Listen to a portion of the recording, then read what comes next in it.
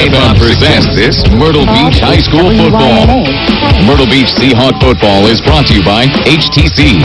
This is life. Connect with it. By Myrtle Beach Chevrolet Cadillac. Slashing car prices along the Grand Strand for over 20 years. By GrandStrandEvents.com, the official events calendar of the Myrtle Beach area. By GrandStrandRestaurants.com, the place to go to find the very best restaurants on the Grand Strand. By Little Amici's, we're the place to be after the Seahawks football game. By South Atlantic Bank, the people you know and trust.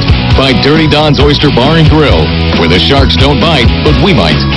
By Angelo's Steak and Pasta, home of the best steaks in the universe. By Glens Bay Dental Associates, making the Grand Strand smile for over 40 years. And by T&T Auto Sales. And now, get ready for Myrtle Beach Seahawk football action on 104.9 Bob FM. Here's the voice of the Seahawks, Lane Harris.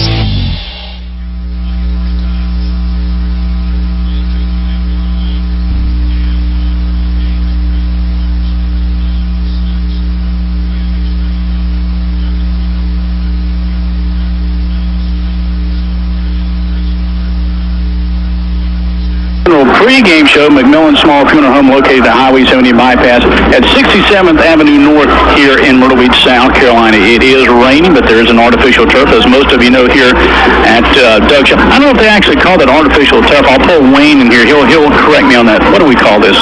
It's actually called field turf. It's a new type of non-natural grass that's probably about 10 years old. This stadium was renovated in 2009, and you see this across the country, not only in football fields, but baseball fields and soccer fields. It gives you the feel as if you're on natural grass, but it is not a natural grass, and they refer to it as field turf. I bring that up because it is raining, and there's rain in the forecast. You look down at the field, it looks a little bit slick, but Wayne, you said this field, actually, appearances are not reality. It looks a little bit slick, but the footing should be fine. It's got a great drainage base, if you will, and that's a whole part of this field turf, is to allow multiple use and not have to worry about damage or delay that may come from rain. We had a little hard rain earlier, and you said there's a little bit of mist right now. It looks slick. It does run fast, dry or a little wet, but it drains so well you don't really feel the mist or the moist or the wetness like you might feel on another type of turf. Not enough field turf action. We'll let the people who do that better than I do take care of that. Let's turn our attention toward this football game here tonight. St. James, the Sharks come in. They're 0-2 in region play, 2-5 overall. Myrtle Beach coming tonight, 1-1 in region play, 3-4 overall. Am I reading that correct? I may have misread. No, yes, 3-4. 3-4 overall, 1-1 in the region for the Seahawks.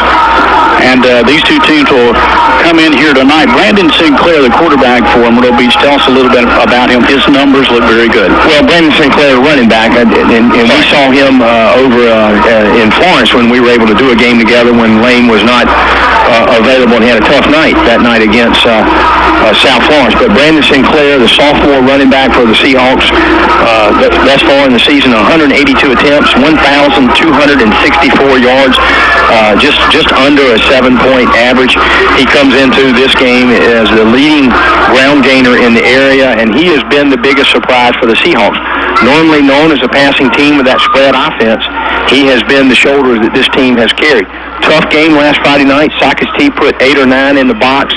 Great run support from their defensive backfield. He did have 20 carries for 96 yards, but he is instrumental in running and carrying this offense. And so he's going to have to get back on track again tonight, given the fact that we've got a young receiving core and a young quarterback in Drake Arnold. You look at the receivers, Kelton Green coming in tonight. He has called 3 touchdown passes. Kelton Green is the athlete of this football team. He's a return specialist. He plays defensive back. He'll run the ball some. He's a receiver that we throw to underneath, and we've seen him score on an 80-yard touchdown pass underneath, an 80-yard touchdown pass last Friday night on a post pattern, an interception return, and a kickoff return. So he's a tremendous athlete for the Seahawks that you'll see at all times, and look to find him underneath. A couple other receivers that we're trying to get more in the game that's going to stretch the field is the junior Malik Waring. He's got 13 receptions for 243 yards coming into tonight's game. 6'1", 175-pound, extremely athletic, and he's the player that's going to be able to stretch the field, get those 20, 25, and 30-yard passes. Special teams, they've got a very good kicker, Sean Huggins. Sean Huggins, the younger brother of Max Huggins, who is on the South Carolina football team, who kicked here the last 2 years. And you'll see Sean kick off, and of course he's a gentleman that's handling the extra points. He trades off duties with Arlie Barr, punting and sometimes in kickoffs. And that's the thing that the Seahawks have prided themselves in, is being able to win the special teams. And in high school football, and I'll comment about this during the course of the night, as you score touchdowns, if you're able to kick off and kick it into the end zone, in high school you're not able to return it out of the end zone. That means you start from the 20-yard line. Normally speaking, if it's not kicked into the end zone, that team is able to return it to the 30, 35-yard line. So that 15-yard difference is psychologically a big advantage to the team who's able to kick it in the end zone, and that's something that Sean Huggins and Arlie Barr have shown that they can do. Taking a look at the other team, the St. James Sharks, their defense anchored by Josh Roper, their senior. Josh Roper is really the athlete. He's a quarterback, he's defense, he a little bit does everything. The St. James team has been well documented with the issues and the cancer of Coach Mark Fisher, and he's, of course, in remission. Team has struggled. They run an offense that's not seen around here as a wing tee, but a lot of trickery, deception that's in that offense, and it's led by Josh Roper, who's really just been the all-around leader on both sides of the ball. You're listening to Myrtle Beach Seahawks football here on Bob 104.9 FM. Gary Griffith, Wayne Gray, along with Alicia Ross, our engineer. You're listening to the McMillan Small Funeral Home pregame show. McMillan Small Funeral Home. Give them a call at 449-3396. Steve and Lee McMillan, they are the owners. It's a family-owned business. They've been serving Myrtle Beach for 33 years. Before we take our first break, Wayne, let's flip it over and have you talk a little bit about the Myrtle Beach defense. Well, the Seahawks defense has really been up and down all year. A young, inexperienced defensive backfield. We've seen them struggle at times, but we've seen them play really well at times. Had some injuries. Markel Fats Grissett is not dressing tonight, hadn't dressed for the last several games, and may not see him the rest of the year. And so we had some movement on the front defensive line, starting a freshman, Chase Brill. And here recently in the last several weeks, we've had a freshman at cornerback, Keontae Sessions. We've had some injuries to our linebacker core, but everybody's healthy now. And the thing that I know that what Coach Wilson and Coach Owens, the defensive coordinator, and Coach Reggie Austin, who's the defensive back coach, is wanting to see that defense to be able to put together 4 quarters of a complete game, not inconsistency. And when you look at these young and inexperienced players, and we're going now into the 8th ball game of the season, you look at them and say, you can't argue anymore that you're young and inexperienced. You're now a seasoned veteran. You've got to play like one. They have 2 more games remaining after tonight, Georgetown, and then they end the season with North Myrtle Beach. So what do you think will happen in the next 2 games beyond tonight for these Seahawks? Well, I know Coach Wilson's first thought is let's not look past the first game we got, but given where we think we are, if we play like we're capable of playing, this looks like this could be a victory tonight against St. James. We got Georgetown at home for homecoming. So this could set up a game on the road, the last final game of the season at North Myrtle Beach, who is a much improved football team. They played Sockasty very well, had 2 turnovers in the second half, a blocked punt in the fourth quarter that led to a Sockasty touchdown. It led most of that game, and Sockasty ended up pulling out a victory 38-28. So got to get this win tonight, focus on next week, and it could be a showdown for second place of the region. And what's important for that is first playoff game at home, and so that'll be a battle possibly with North Myrtle Beach 2 weeks from tonight. Speaking of battling, looks like these teams may battle the elements of rain coming and going intermittently here at Doug Shaw Stadium. Not ready for high school football here on Bob 104.9 FM. Let's take a 2-minute break. When we come back, we'll have the Beach Urgent Care Injury Report and the Pine Lakes Tavern keys of the game and more. You're listening to Myrtle Beach High School football right here on 104.9 Bob FM. Hi, I'm Louis Rodriguez with Myrtle Beach Chevrolet Cadillac, and currently I have the best pre-owned inventory in the area. So please ask for me, and I'll make sure you get the best deal around. You can also save thousands on any certified pre-owned Chevrolet or Cadillac. Get payments as low as $200 a month and financing as low as 0.9%. The best prices, all pre-owned. Only at Myrtle Beach Chevrolet Cadillac. Come visit us at Myrtle Beach Chevrolet Cadillac for the best prices in the world. That's how we roll. Plus tax, free 19 vehicle, 0.9% APR financing for 39 months on select vehicles with approved credit ends October 31st. Little Amici's has nothing to do with football. You cheer the quarterback, the runners, sometimes even the defense. At Little Amici's, we cheer the pizza cooks. We got one who can toss a pizza almost a whole 12 inches. He'll be giving demonstrations tonight right after the game. Pizza, paninis, and cold drinks. Little Amici's, just a few strokes from the aquarium at Broadway at the beach. A large slice and Coke, only $3 at Little Amici's tonight after the game. Glens Bay Dental Associates of Surfside Beach is your full-service cosmetic and family dental practice. With over 80 years of combined patient care, Glens Bay Dental Associates has been consistently voted Best of the Beach by Grand Strand residents in the Sun News. Their friendly and caring staff have the experience to make your visit, well, enjoyable. Call 650-5100. That's 650-5100 for Glens Bay Dental Associates, located at 1625 Glens Bay Road in Surfside Beach. If it crawls, call the pros at Advantage Pest Control, specializing in residential and commercial pest control for over 28 years. Advantage Pest Control is fully licensed and insured for your protection. They offer advanced termite monitoring systems, perform CL-100 inspections, and offer low odor and odorless treatments. Whether you're an HOA president, a property manager, or a homeowner with a bug problem, call the pros at Advantage Pest Control at 448-9013. If it crawls, call Advantage at 448-9013. Now back to the McMillan Small Funeral Home pregame show on 104.9 Bob FM.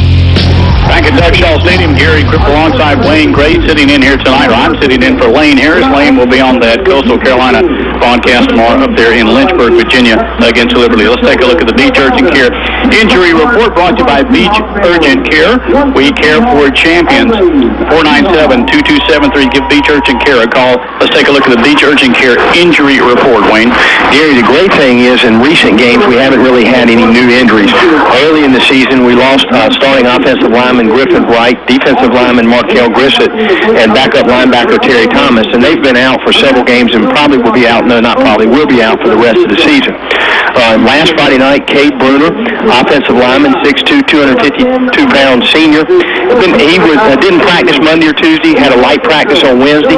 He's scheduled to go tonight, but you could possibly see some substitution for him or him not being able to go all night. Other than that, players that over the course of the season have had some injuries, Marcus Chestnut, they're back to full speed, so great thing for the Seahawks.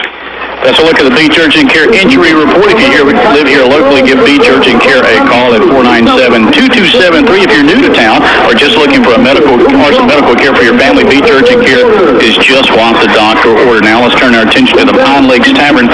Keys to the game, Pine Lakes Tavern, located at 5201 North Kings Highway. It was formerly Droopy's. Tommy Jordan and Anderson Knott invite you to come on by. Pine Lakes Tavern, located at 5201 North Kings Highway. Keys to the game tonight. Well, everything with the Seahawks offensively starts with their two sophomores, Drayton Arnold, the sophomore quarterback, and Brandon Sinclair, the sophomore running back. In the last three games, Drayton Arnold's 29 of 47 for 462 yards, 6 touchdowns, and 1 interception. So he's showing the kind of promise that was expected out of him that he did not show in the first several games of this early season. What we want from Drayton is to be able to just manage the game, make no mistakes, throw the ball 15 to 18 times a game, have a 60% completion average, not have to go deep, but have a couple passes we're able to stretch the field, hit your underneath patterns. That's going to keep the defense honest and open for Brandon Sinclair, the sophomore running back, who's clearly the leader of this offensive team. So what we want from the quarterback is be able to just manage the game so that we can keep the field open and allow Brandon to get loose. Defensively, we just got to play responsible football against this wing T offense that has a lot of trickery and a lot of deception. Stay home, because if you get out of line thinking you're going to go get the ball one way, before you know it, it's coming back the other way. There's enough speed and experience on this St. James team that they can bust some big plays. Here's the other thing for tonight. This is the first game that the Seahawks have played all season in this kind of weather. I would imagine that's the same for St. James. It rained earlier pretty hard. Right now there's a pretty good drizzle. So taking care of the football, making sure you have no ill-advised turnovers, whether it's in your own when you're on your own side of the field or special teams. That's going to be key to the game. You know, we hear a lot about film studies. A lot of coaches study film quite ferociously. This wing T offense that St. James will bring here tonight, you kind of answered the question I was thinking about as I was listening to you. Number one, Myrtle Beach is not used to seeing that type of offense, but they've had a chance to look at it on film. They have actually had a chance to look at it on film. In today's world of technology, you're able to find film on teams relatively easy. And the great thing about the coaches around here, and of course around the state, is they pass film on each other. There's no sense in trying to hide that. And I know that Coach Wilson and his staff spent a lot of time early in the week observing their film, watching what they do. They're 0-2, 2-5 coming into this game. Everything's on the line for St. James, so expect them to throw everything at the Seahawk defense. And again, when you run against that wing T, it's responsible football. You've got to stay fundamental to your responsibility. You can't think I'm going to go follow the ball over there and be able to make a tackle, because again, before you know it, through their deception, through their trickery, that run play's coming back where you should have been, and that's the focus of the team defense practice during the course of the week is responsibility, responsibility, responsibility. All right, there are the keys to the game brought to you by Pine Lakes Tavern. Pine Lakes Tavern located at 5201 North Kings Highway. All Major League Baseball. You can watch NBA, NFL. You can watch about every sport you want to in Pine Lakes Tavern on one of their 18 screens, indoor and out. They have TVs indoor and out. Fantastic food menu they have there and a non-smoking atmosphere. Pine Lakes Tavern, keys to the game. The band is out on the field, and Wayne already documented that the rain actually seems to be coming down a little bit heavier without dwelling on that too much. It looks like that is going to be a factor, at least as the game starts. Myrtle Beach is down there left in their white pants and their green jerseys here at Doug Shaw Stadium, waiting for St. James to make their appearance. St. James 2 and 5. Myrtle Beach coming into this game. They are 3 and 4. Comment again from you, Wayne, as we head out of this break and get ready for football here at Doug Shaw Stadium. Well, I expect it to be a smaller crowd given the rain. It is senior night. I've got a daughter, Spencer, who's a senior, a cheerleader, that I'll have an opportunity with my wife and I to be on the field with her during halftime. So if I leave you folks, forgive me, and I'll ask for your understanding. But again, this is the first game that we have played in all year with this kind of rain. And it looks like just as this drizzle, as you said, is getting a little heavier, that it may just be set in. So that's always a concern for coaches on both sides of the ball, particularly Myrtle Beach, which is a spread offense. While they've been running the ball more than they've thrown the ball in the past, they still like to have their passing game. So it'll be interesting to see how the weather impacts both coaches' decisions on how they handle the ball offensively. Wayne mentioned disappearing. He will for a while. His daughter, as he said, Spencer, is a senior here at Myrtle Beach High School. It is senior night, so if you're in the area and want to come on out and congratulate these seniors, that's an accomplishment as they, of course, finish their high school careers and head to college for most of them. And speaking of disappearing, now Lane Harris is not here tonight, and you can listen to Lane tomorrow on the Coastal Carolina broadcast. And usually on Saturdays you can find Lane down at Enix, a barbershop located down at 2008 North Kings Highway, right there at the corner of 21st Avenue North. Go by and see Enoch, Kevin, Dina, Junior, Kay. They're all down there at Enix. But you won't find Lane there tomorrow, Wayne. I doubt you'll find me and you there, but Lane will be there next week, and he'll talk about that next Friday night game. Well, we know Lane's having a good time. They traveled up to Lynchburg today. They got a big game tomorrow. Liberty coming into that with not a winning record, but has played a competitive non-region, non-conference schedule in the Big South. And as many said for Coastal Carolina, that's the next biggest game on their schedule. And they're ranked either 3 or 4 coming into tomorrow's game by a variety of different FCS polls. So I believe 4th.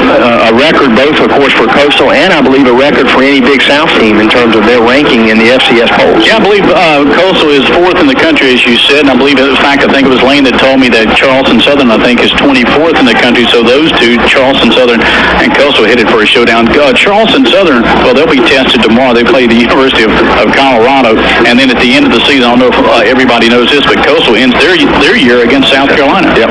And the interesting talk around here, and you're right, I forgot to mention the Charleston Southern. They're doing a great job. And Dante Sumter, who played wide receiver here from Myrtle Beach, went to East Carolina, and he is now a receiver at Charleston Southern and playing very, very well for that team, the Buccaneers.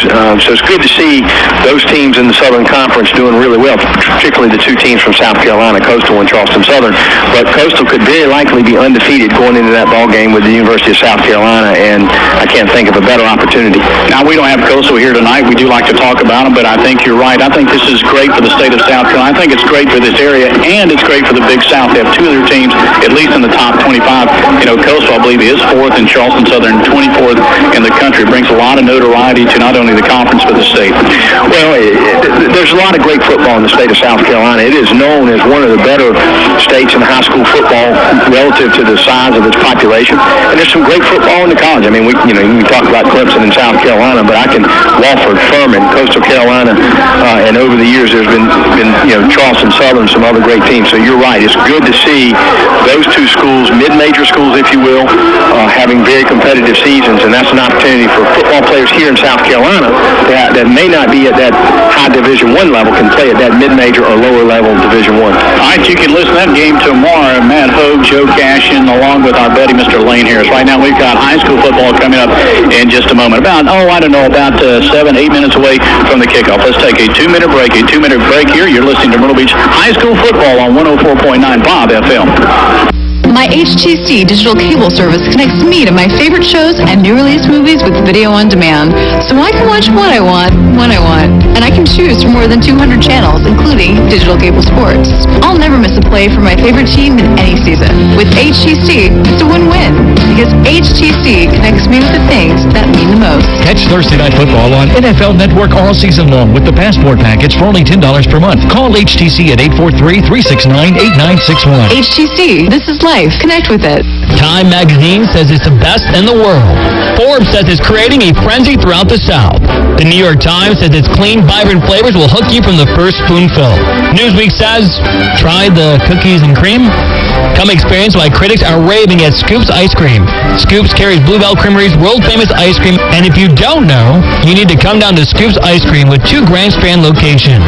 2009 South Kings Highway in North Myrtle Beach and 1401 South Kings Highway in Myrtle Beach. Scoops Ice Cream. Now, the secret is out.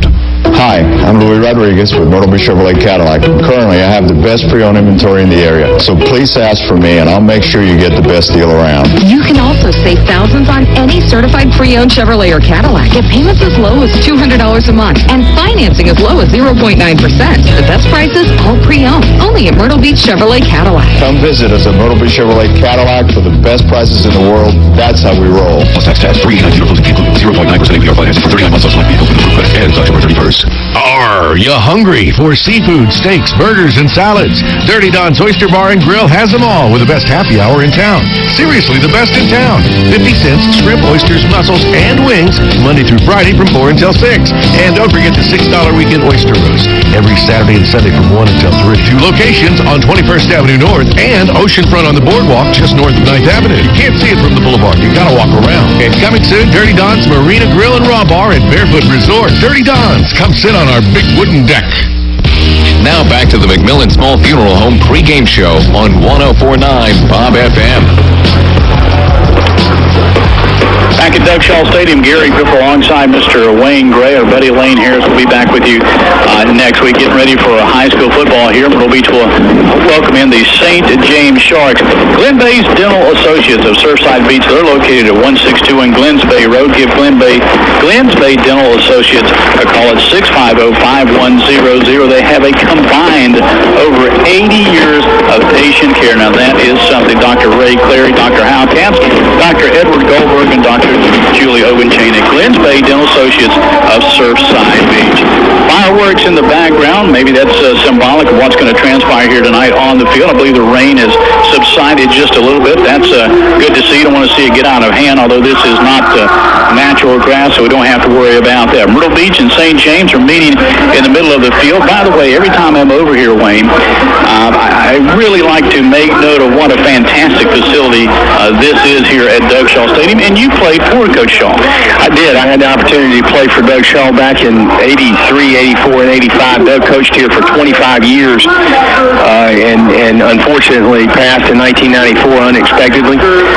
Was a great coach, a great mentor, a great friend, a great teacher, and it was only fitting after his death that this community come together and name this stadium after him. You know, he coached this team to a state championship in 80, 81, lost in the finals in 82, won it in 83 and 84, played in the finals in 75. So just a tremendous figure in this community, and many of the coaches that coach in this area followed in those footsteps or in that path or that career because of Coach Doug Shaw. Coaching is a profession that sometimes gets a lot of, well, not sometimes, probably the majority of the time, for the wins and losses. But men like Doug Shaw, and as you said, other men in this area, they go on to coach because they really like to work with young people. There's a lot of teaching involved, to say the least, in coaching, more than the X's and the O's. Well, I think the best coaches are also best teachers. And it doesn't matter what they're teaching, whether they're teaching history or physical education or driver's education, or they're just a figure in that school. And the thing that I remember about Doug Shaw so much, and when I had an opportunity to play for him, was if you take care and do the right things, winning will take care of itself. And he didn't really mean about what would happen on the field on Friday night. What he meant was really about winning in the game of life. Is if you do the right things, you will win in the game of life. You're going to face challenges and miscues and mistakes, and some you brought on yourself. But if you focus on doing the right things, you will win in the game of life. And that's something that I've taken from my years of being a part of his teams. Yeah, there's no question. It's a cliche, but there's a lot of truth to it, and that is sports is a microcosm for life. Most of us don't have the ability to play football like you did, or some other sports, but we all go through those ups and downs, and we see that mirrored in sports. Certainly we'll see that here tonight. Here's the scene here at Doug Shaw Stadium. It is senior night. The weather may keep a few folks away, but if you're in the area and you'd like to come on out, just a couple of blocks off the beautiful Atlantic Ocean here at Doug Shaw Stadium, home of the Seahawks football team. They come in tonight 3-4. It is senior night, so obviously a lot of these people will have one more game after tonight here. That will be next week, but I believe that's homecoming, correct? It is. Next Friday night against Georgetown is homecoming for Myrtle Beach. But tonight is senior night. We'll recognize the seniors, one of which is Miss Spencer Gray.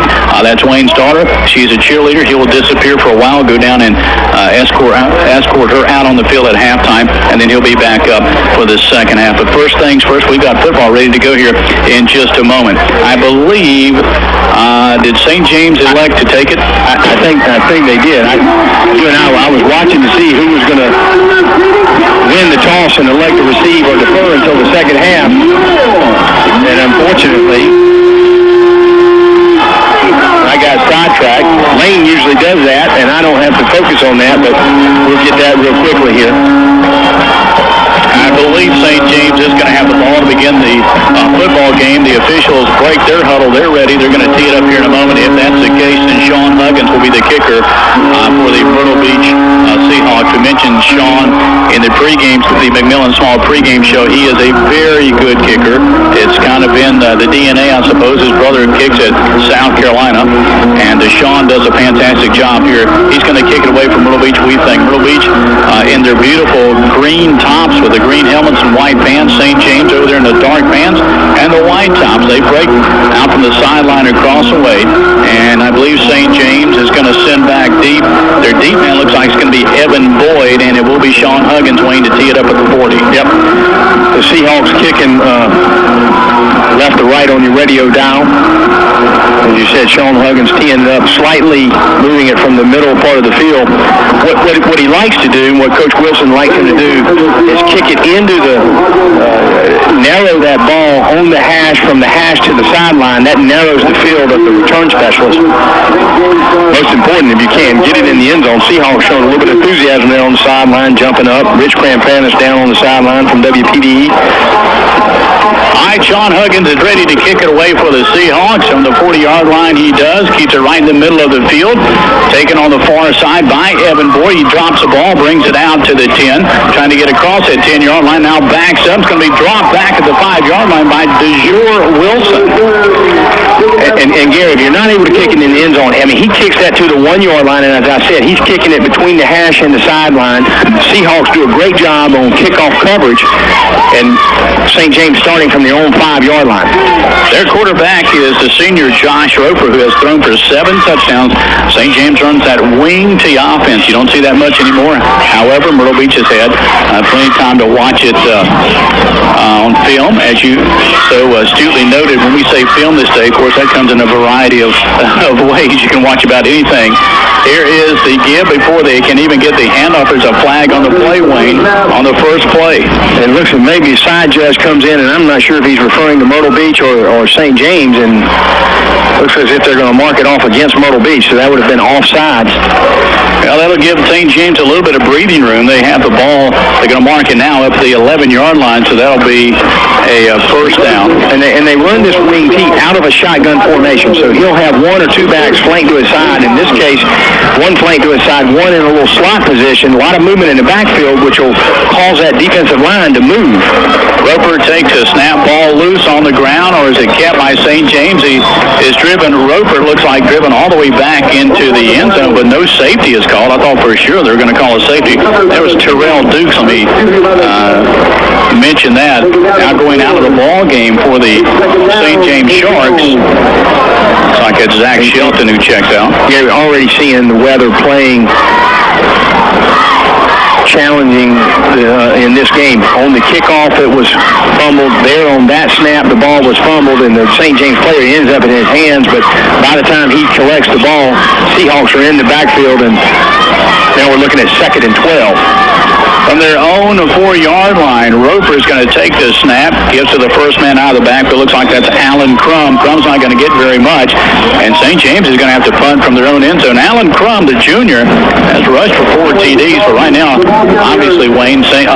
James just needs to get that ball out. Well, as you said, now they're going to be looking at 3rd and about 12 from their own 4-yard line. Seahawks getting great pressure, which is what you want to do against this.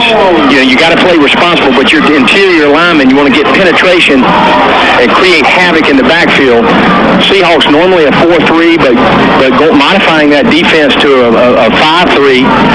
Looks like St. James is going to be satisfied maybe to punt from their own end zone. Here's a 3rd and long. They're going to work with no receivers on either side. Here's a handoff to Crum. Crum out to the 10, maybe up to the 11. A little bit of momentum. He gets it out across the 11. That might be close to a first down, but I believe St. James will have to punt. If that's the case, then Myrtle Beach will get the ball away in tremendous field position, and St. James will have to punt. It was Alan Crum on the carry. I mentioned Crum a minute ago. He's a junior, 5'9", 163 pounds. Also, besides rushing for 4 touchdowns, he's a kick returner. And it'll be interesting to see here with them punting from the old 11-yard line. Do we have everybody lined up for a punt block? And it looks like it is.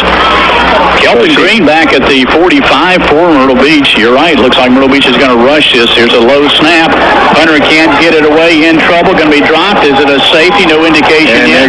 They're going to mark it at the 1-yard line. So great pressure by the Seahawks defense, but a fumbled a snap, low snap that was rolling on the ground. So again, we're seeing already the weather playing a little bit of challenging the snaps by St. James. Well, you call that a blitz shown on that punt by Myrtle Beach. It worked perfectly. Myrtle Beach has been gift wrapped. Maybe 7 points right here. They have it at the St. James, maybe a half-yard line. Stacked in the backfield. Looks like going to give to Brandon Sinclair. Is he in? No indication. Yes. Now there is Sinclair on the first carry of the ball game. Touchdown, Myrtle Beach. That's his 15th touchdown of the season, Wayne. Well, Brandon Sinclair, short yardage. They'll go to what we call their Rhino package. They'll bring in their heavy running backs. Sinclair's 4 yards deep, and there he just follows his offensive line. Didn't have very far to go. Just great progression, pushing back St. James. And what a way to start off this senior night. Less than a couple of minutes in the first quarter, we already got a touchdown. Another touchdown brought to you by Smith Sam. Sean Huggins with a point after attempt. It's up. It's good. It's 7-0. Myrtle Beach, another extra point brought to you by Crestcom Bank. Now, here's an extra point from Crestcom Bank. Have a nice bank. Crestcom Bank, proud sponsor of Myrtle Beach Seahawk High School football since 2001. Well, that didn't take long. Coach Gray called that one. I'm going to have to call you Coach when you spot on that. And spot them like that because Myrtle Beach had Kelton Green back on that punt attempt a moment ago. They put 10 men up, blocked. Well, they didn't really block it. It was a pretty bad snap for St. James, and then Myrtle Beach takes it right in on the first play. Well, they lined up all 10, and you can tell they were going to put the pressure on. They wanted to attempt to block the punt. it was a bad snap.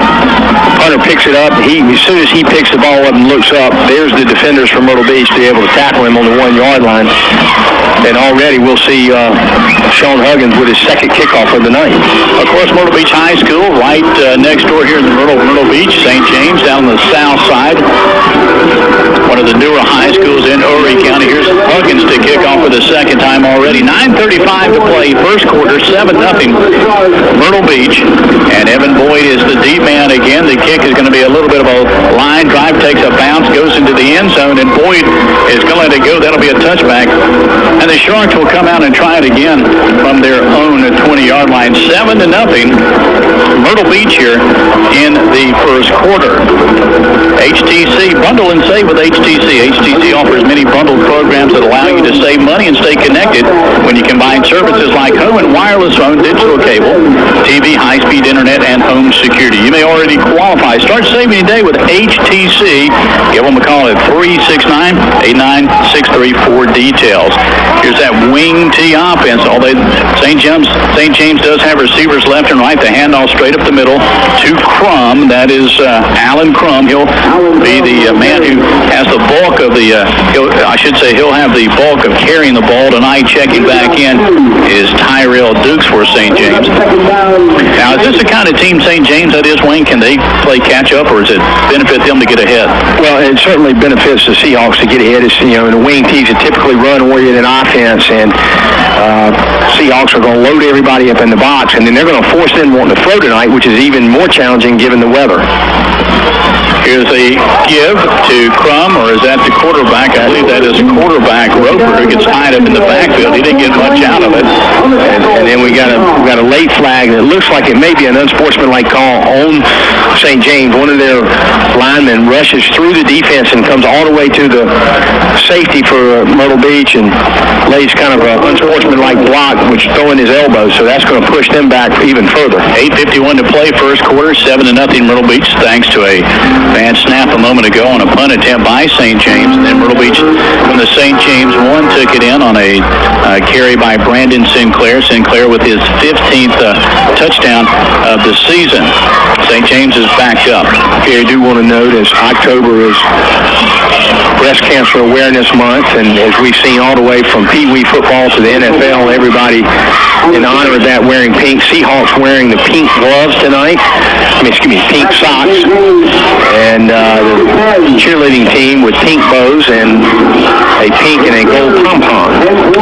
It is a 3rd and long for St. James from their 9-yard line, so they haven't even really had decent field position. And again, it's a bad snap to the quarterback, Josh Roper. He does a great job dropping on it, or did he lose it? I'm not real sure. I'm not sure it even got to Josh Roper. We have seen more bad snaps from St. James than we have seen good snaps. They're in that shotgun out of that wing T formation. It was a turnover. Myrtle Beach comes up with it. Myrtle Beach comes up with it on the 6-yard line. So the snap just did not get back to Roper. I'm not even sure he got all the way back to him. I don't know if a defender from Myrtle Beach was able to knock it, but they're going to stay with their spread offense instead of their rhino package with Drayton Arnold in the game. Snap, give to Brandon Sinclair. It goes off left tackle. It gets 3 yards, tackled there by Josh Roper. Roper coming up, doing double duty. He's also the quarterback for St. James. 8:28 to play, first quarter, 7-0. Myrtle Beach looking over for the sideline is Brandon Sinclair, and also the quarterback. The tough thing you've commented about Josh Roper, where you've got to play on both sides of the ball as the quarterback and as the safety. Malik wearing in as the quarterback. He takes a snap, 2-step drop, looking in the end zone, pass in the air, and it is called touchdown Myrtle Beach. Over to Kelton Green. Kelton with his 4th touchdown of the season. Well, just a little one-on-one opportunity. They spread the field, and I think Coach Wilson feels like I've got the better athletes in my receiving corps. He just runs a little flag pattern and kind of a back shoulder fade, if you will, from Drayton Arnold to Kelton Green. Seahawks up 2 scores. Another touchdown brought to you by Smith Sapp. Here comes the extra point attempt by Sean Huggins. If it's good, that'll be another extra point brought to you by Crestcom Bank. High snap. Placement down. Kick is up and is good. Nice patience shown by Sean Huggins as his as his holder got that ball down. And just like that, it's already 14-0, Wayne. Well, just 4 minutes of run off the clock. And, if you're Coach Fisher, you come into this game 0-2 in the region, 2-5. You're hoping to get some kind of momentum. It's difficult to come over to Doug Shaw Stadium and compete against the Seahawks, the history and the tradition in this football program. And then it's challenging the weather tonight. And 4 minutes to go, you haven't been able to get past your own 20-yard line.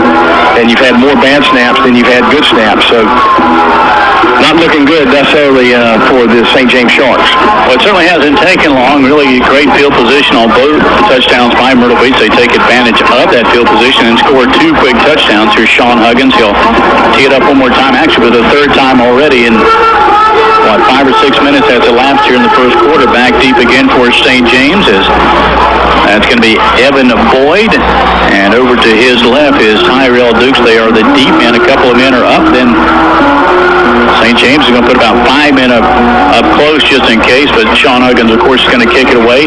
It hits the hands of Evan Boyd. He drops it, goes back, picks it up in the end zone, so that'll be a touchback. And out to the 20 come the Sharks once again, Wayne.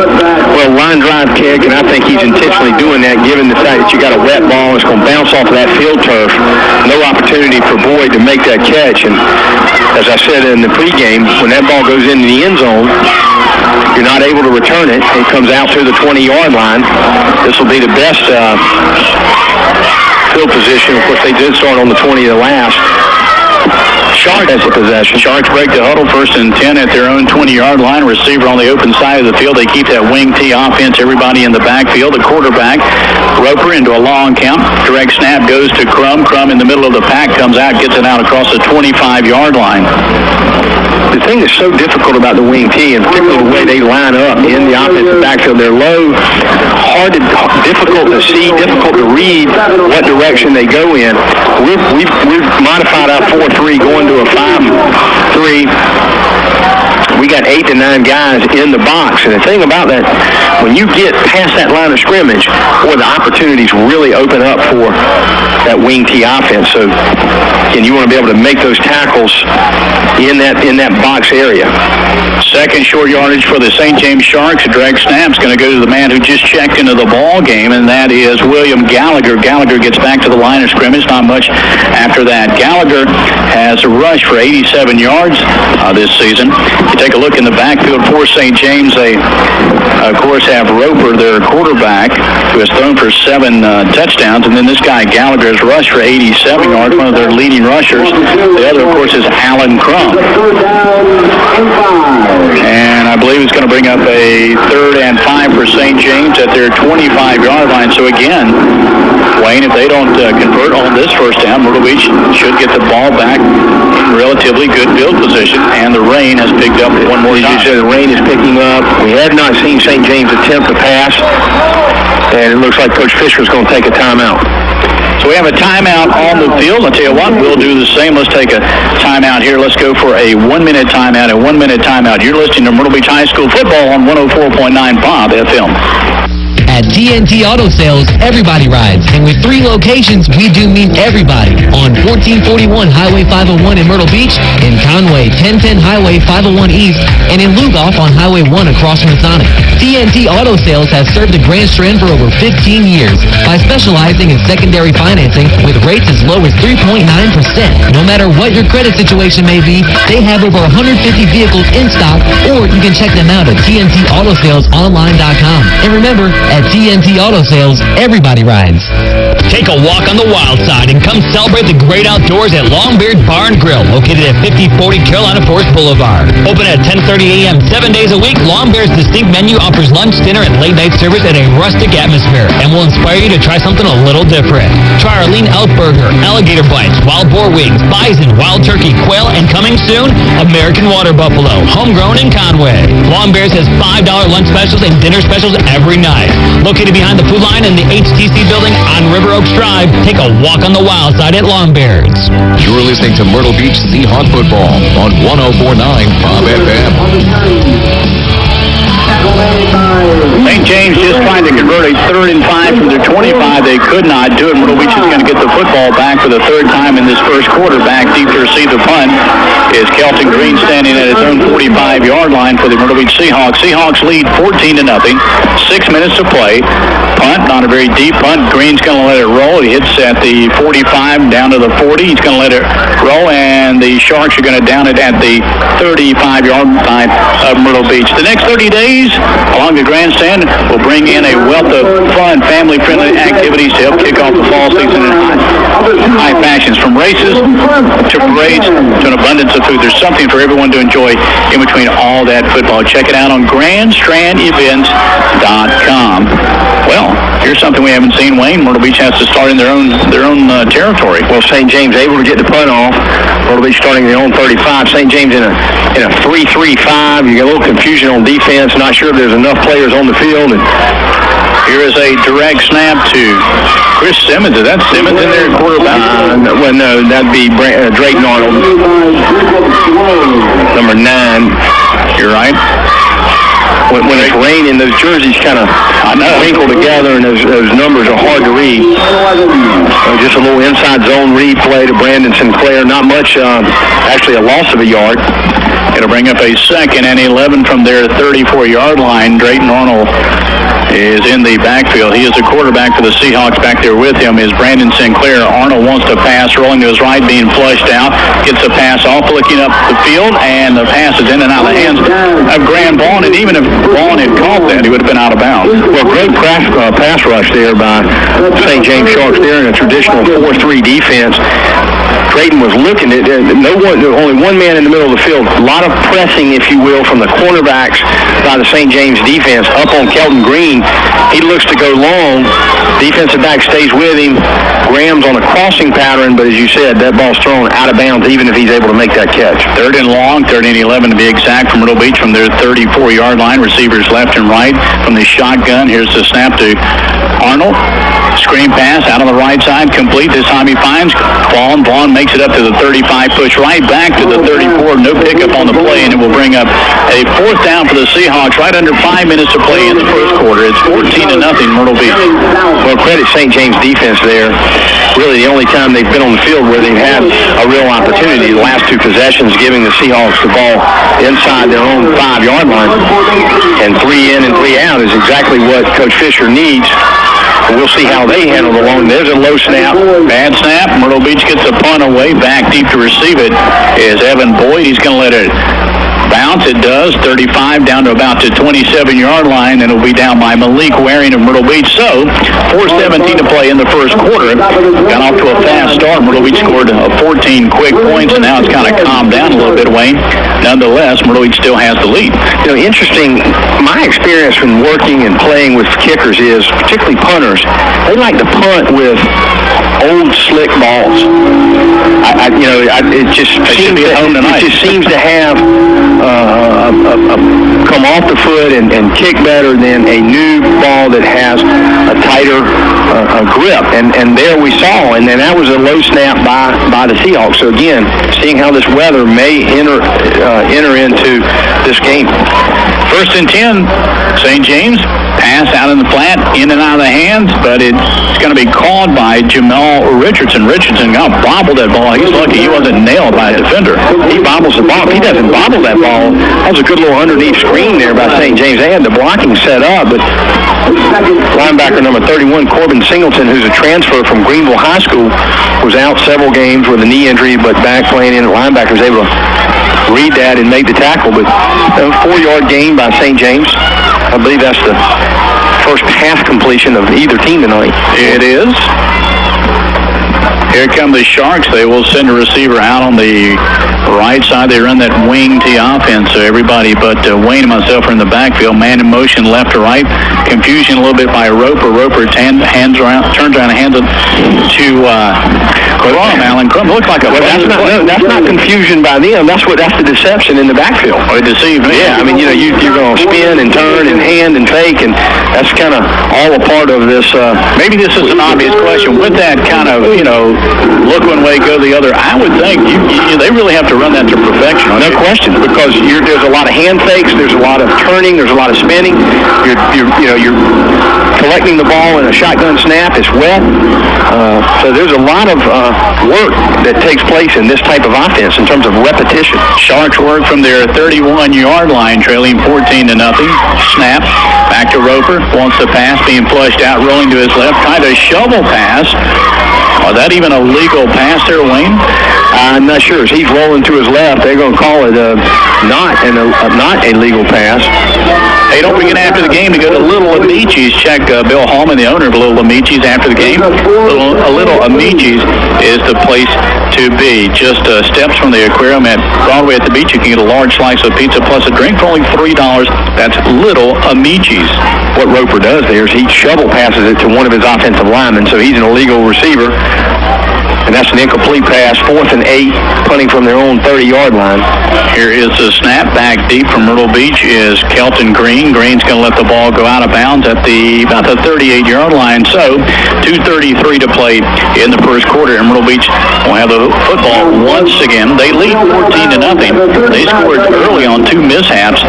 And in fact, both of their touchdowns early came from within the 5-yard line. Yeah, this will be the Seahawks' 4th offensive possession. Not much progress in that third offensive possession. As you said, the first 2, they're working from inside the 5-yard line. So I know Coach Wilson wants to see us to be able to move the ball down the field. How are we going to handle it offensively when we play with a game like this where it's wet, there's a little bit of rain? Sophomore Drayton Arnold in the backfield. The quarterback works in the shotgun, gives off to Brandon Sinclair. Sinclair straight ahead, stood up to the line of scrimmage, still on his feet, picks up 3 yards, finally finished off by Aaron South. South, a 5'10", 215-pound junior for the St. James Sharks. Hey, it is a senior night here at Doug Shaw Stadium, recognizing all the seniors for Myrtle Beach High School, the players, and your daughter's a cheerleader. She is a cheerleader. This is her 4th year participating on the varsity cheerleading team. St. James is going to put 8 or 9 in the box, obviously, particularly given the fact that Brandon Sinclair is leading this offense and given the weather. They've done a great job. Seahawks are going to go to their heavy package. We call it the Rhino. And I see Kelton Green is in there, not Drayton Arnold.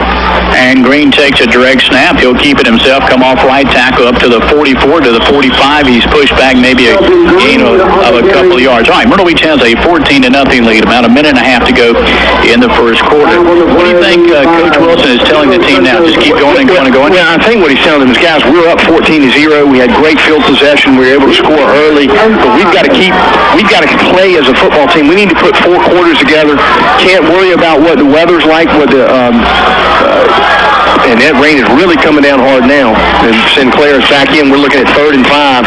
Direct snap to Brandon Sinclair up to the 45, 50, takes it inside St. James territory to the St. James 45-yard line. That will be a first down for the Seahawks. Their first down of the evening, by the way, I might add. And another first down brought by the Sail and Ski Connection. Give Sail and Ski Connection a call at 626-7245. And if they're able to stop this Rhino package, I would expect that Coach Wilson's just going to stay with this type of offense. He'll rotate running backs. Here's a give to Brandon Sinclair. Sinclair picked up 3 yards. A little more than that, I think you're right. I'm trying to... He's going to pick up about 7, so you meant to say 3 yards left to go. And you know, if you're getting 6 or 7 yards, you just stay with this. Rain is really coming down heavy right now. The rain is coming. I'm trying to do a little technical shifting of our crown microphone away from that weather. Now let's get back to this ball game. Here's a direct snap to Brandon Sinclair, straight up the middle. And that might take us down to the end of the first quarter. If it does, it will be a 14, or it is a 14-0 lead by Myrtle Beach. They may try to run one more play, Wayne. I believe they will, but they may let it run. It's 17 seconds. I see Coach Wilson looking at the clock. You're up 14-0. This is where you want to just be patient. It'll be interesting to see, again, even in this Rhino package where the running back is in the shotgun format, how we handle the snap and handle the ball. And I don't think Myrtle Beach is going to take another snap. They will not. They will take us to the end of the first quarter. It is 14-0. Myrtle Beach leading St. James here at the end of the first quarter. A 1-minute break. You're listening to Myrtle Beach High School football right here on 104.9 Bob FM.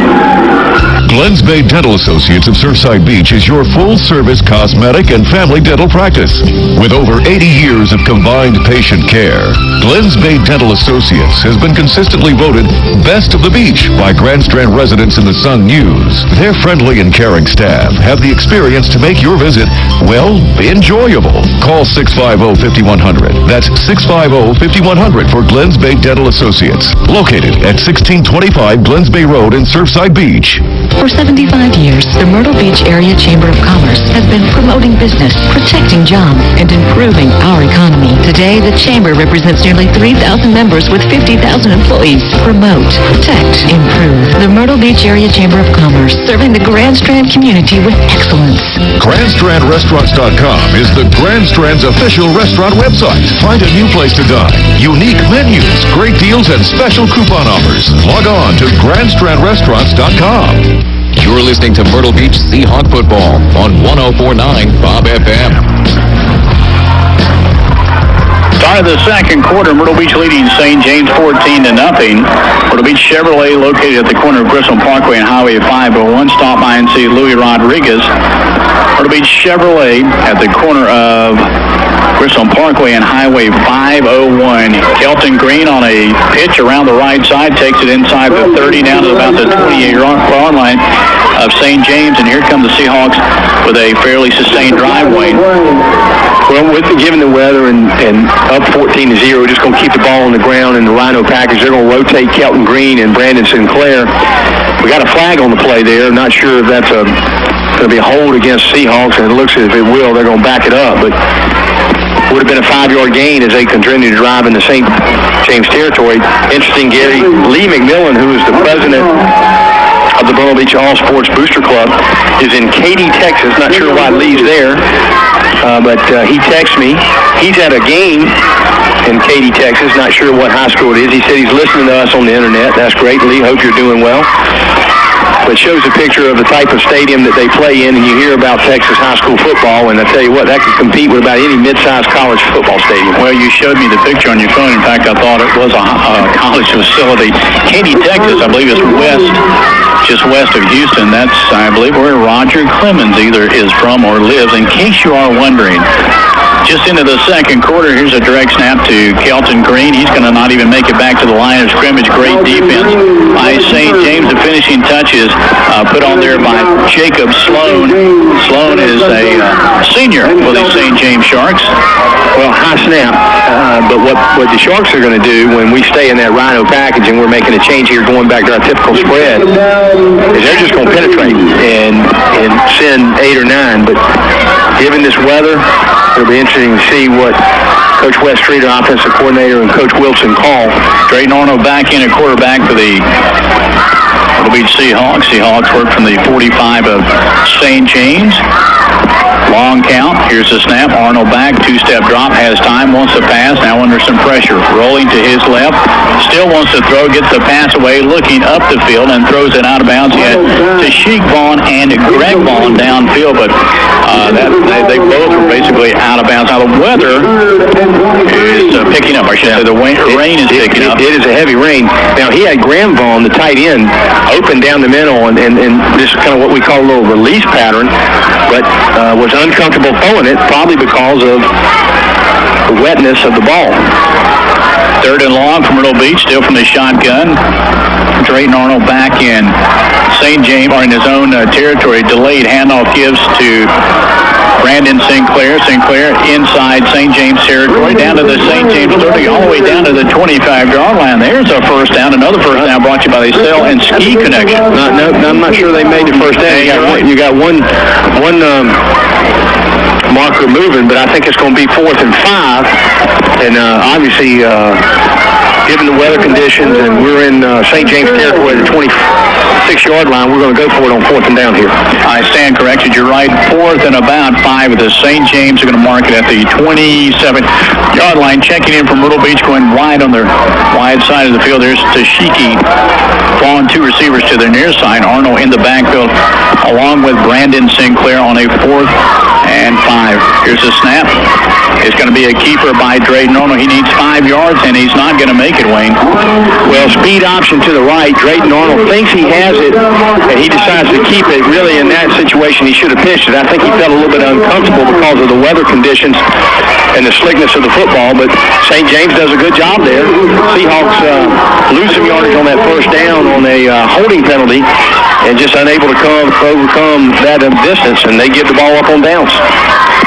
St. James is going to get the football. 10 minutes to play here until halftime. 14-0 Myrtle Beach. Myrtle Beach scored 2 early touchdowns in the ball game. They lead by that margin. Here comes the St. James Sharks that work 1st and 10 right in the middle of the field at their 25-yard line. The rain still coming down very steadily, of which Wayne's going to have to deal with at halftime. Here's a handoff, first man out of the backfield for the St. James Sharks, and that is Tyrell Dukes. Don't want to continue to address the weather, but in that offense for St. James, because of the deception that's expected from the backfield, you want a low snap. The quarterback and the running back, but the snaps are high, and so it's given an opportunity that slows up the timing of the run play. Pick up of a couple yards, a second and long, handoff to Crum. Crum coming out of the backfield, gets close to a first down, and that's going to bring up a third down and about 4 yards to go for St. James. And there, St. James actually came up under center and just got in a traditional I formation for power football, and they gained a little bit of distance, looking at 3rd and 6. 3rd and 6, St. James has it. Their 31-yard line. Receiver on the far side of the field. Looks like that's Tyrell Dukes. In the backfield, Josh Roper, the senior quarterback, runs the offense. Looks like they're lined up in a straight I-back formation. Roper rolling to his right. Under pressure, gets the pass away. Out on the right side. Incomplete. Looking out on the right side. Looks like he's out there looking for Jacob Loud. I thought for a minute, Wayne, I thought there was going to be a flag on defensive pass. Well, on the Seahawks, Deshaun Wilson, he kind of dives at the leg of the receiver, and he unfortunately just misses him, but he certainly, if he would have hit him, that was before the ball got there. One of the other receivers for St. James looks at the ref and says, that's got to be a defensive pass interference, and this will be the 3rd punt tonight of St. James. Back to receiving, Kelton Green for the Seahawks, standing at his 40-yard line. Green has really not had a chance to return a punt in this ball game. Maybe he will on this one. Pretty good snap. Here's a punt, and it's going to go right to Kelton. Kelton, I think, is going to call a fair catch again. The ball jackknifes out of bounds at the 35-yard line, and that stops the clock with 8:28 to play until halftime. And then at halftime, we'll have the Royal Cleaners halftime show. We'll make the Arnold Chiropractic halftime adjustment. Check out the statistics brought to you by Scoops Ice Cream. We do have a penalty on the play, and it looks to appear that it's against St. James. I'll see some Seahawks players clapping, so not sure what advantage that'll give the Seahawks. They unpack this. Here comes the official over to the Myrtle Beach bench to explain, but the Seahawks are going to have the ball. They're walking it off down to the 35, and I believe they're going to place it about the 34. And then they'll give 15 yards because this is unsportsmanlike conduct against St. James. So, you push them back a little deep, and then unsportsmanlike conduct gives them 15 yards, and they'll be starting from midfield, not what Coach Fisher needs or wants. So they go both ways, and finally the ball comes to rest at the Myrtle Beach 49-yard line. They have it 1st and 10 with 8:28 to play in the second quarter, leading St. James 14-0. Drayton Arnold in the backfield. Quarterback working from the shotgun. He keeps Brandon Sinclair back there with him. Pretty smart thing to do, considering Brandon coming into this ball game rushed for almost getting close to 1,300 yards. Well, they preseason and coming from last year, he played both Thursday and Friday nights, and he's going to be an excellent talent. May end up being one of the better running backs that we see out of Myrtle Beach High School. Here is the give to Brandon, trying to go off left tackle, stood up at the line of scrimmage by a whole host of St. James players, finished off by Dakota Holmes for the St. James Sharks. Well, give St. James, their defensive line and linebacker crew playing in a 4-3, loading up, having obviously respect the spread offense of the Seahawks, but they are certainly putting some pressure up front, penetration. They're going to focus on Brandon Sinclair. They want to force the Seahawks to throw the ball. Receivers left and right on a second down play from the Myrtle Beach 49-yard line. The hand is to Sinclair. He puts that ball up under his left arm, comes around the left corner, across the 50 to 49, down to the 44-yard line. Tackle by St. James, made by Tanner Elliott. Elliott is a senior, 5'10", 179, or probably 197 pounds. 14-0, Myrtle Beach here at Doug Shaw Stadium on this senior night. For a lot of these players, including not Drayton Arnold. Drayton has 2 more years to go, but there are some seniors on this team, like tight end Greg Vaughn is a senior. Marquise Green also a senior. Receivers left and right going on the wide side of the field. There's Kelton Green in the backfield. Arnold works from the shotgun. Sinclair to his left. Arnold takes a snap, back in the pocket, has time, looking upfield, pass in the air, complete, and it's going to be a Myrtle Beach touchdown. Taking it in is Kelton Green. He was wide open. He got behind the defender, and there's a touchdown for Myrtle Beach. And another touchdown brought to you by Smith Sapp. Post pattern there by Kelton Green. He gets behind the defender. Slightly errant throw. He adjusts, and as he's adjusting, the defender for St. James just falls to the ground. So he's wide open, and he walks into the end zone. Here comes the extra point attempt by Sean Huggins. Huggins waiting. Placement down. Nope, bad snap. Huggins picks it up, can't get it, and he's tackled. He will not get that extra point off, but still with 6:57 to go here in the second quarter, it's 20-0. Myrtle Beach leading the St. James Sharks. Myrtle Beach coming in to the game tonight with a record of 3-4, 1-1 in Region 7 3A, so stating the obvious, trying to pick up their second conference win. Pick up a win tonight. Now, we got a lot of football to play, but at 21-0, we go to 2-1. Socastee has the advantage on looking like they're going to win out in the region. Great game last Friday night.